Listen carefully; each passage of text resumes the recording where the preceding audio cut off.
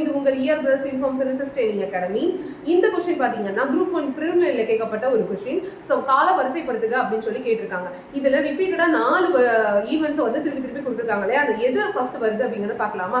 First one பார்த்தீங்க அப்படின்னா கிலாபத் இயக்கம். கிலாபத் இயக்கம் பார்த்தீங்கன்னா 1919 நடைபெற்றது. இதுக்கான காரணம் என்னன்னு பார்த்தீங்க அப்படின்னா, முதல் உலக போரில் வந்து துருக்கி தோல்வி அடைந்ததை அடுத்து அங்கே இருக்கக்கூடிய முஸ்லிமின் தலைவரான துருக்கியின் சுல்தான் அப்படின்னு சொல்லக்கூடிய கலீஃபா அவர்கள் வந்து என்னன்னா அவங்களோட பதவி இழந்துட்டாரு. ஸோ அதை மீட்டெடுக்கும் பொருட்டு என்ன பண்ணியிருக்காங்க அப்படின்னா இந்த இயக்கம் ஸ்டார்ட் பண்ணியிருக்காங்க.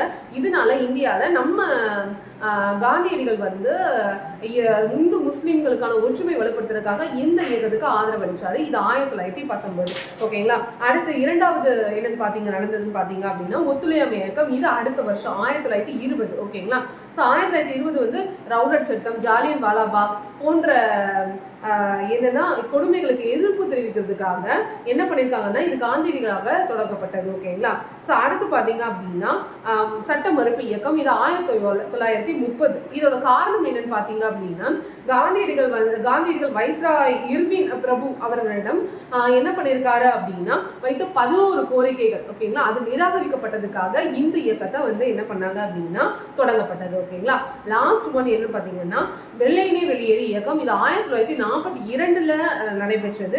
இரண்டாம் உலக போர் இருக்கு இல்லையா, சூழல் கிறிஸ்துவ குழுவோட தோல்வி இதெல்லாம் காரணங்களால ஆங்கிலேயர்கள் வந்து கண்டிப்பா இந்த நாட்டை விட்டு வெளியேறணும் அப்படிங்கிறத உறுதிப்படுத்துவதற்காக தான் இந்த ஒரு இயக்கம் வந்து, அதாவது வெளியேற இயக்கம் அப்படின்னு சொல்லக்கூடிய குவிட் இந்தியா மூவ்மெண்ட் அப்படின்னு சொல்லி இங்கிலீஷ்ல சொல்லுவாங்க.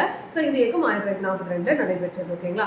அதன்படி பார்த்தா இந்த கால வரிசைப்படுத்துறதுல எந்த ஆன்சர் கரெக்ட்னு பார்த்தீங்கன்னா ஆப்ஷன் சி தான் கரெக்ட்.